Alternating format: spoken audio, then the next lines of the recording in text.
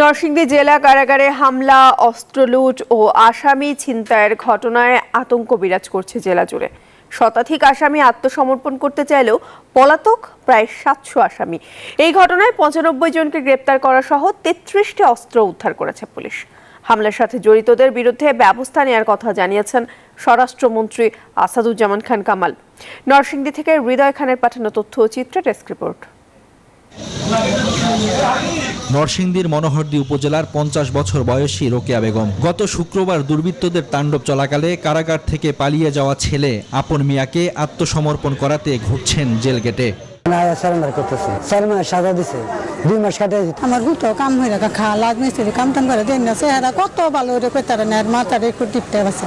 আত্মসমর্পণ করতে অপেক্ষা করছেন আরো শতাধিক আসামি। আমি রাখে থাকবো, যেখানে যাইলে হবে ওখানে যাবো। 11 মাস হলে ইনশাআল্লাহ আমি খালাস হয়ে যাব।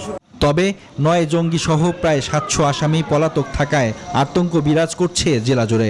আমাদের এই চারিদিকে নিরাপত্তা একটু কঠোর করা দরকার। দুর্বৃত্তদের এবং সন্ত্রাসীদেরকে বিচারের আওতায় আনা হোক। এদিকে অস্ত্র উদ্ধারে সহযোগিতা করলে পুরস্কারের ঘোষণা দিয়েছে পুলিশ।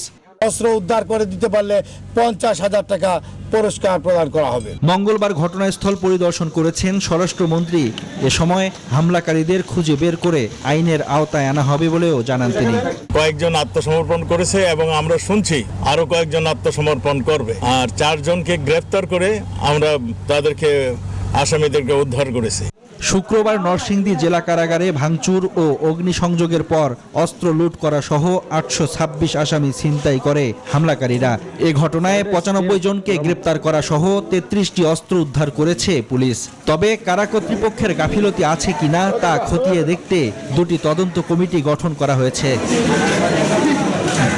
Desk report, news 24।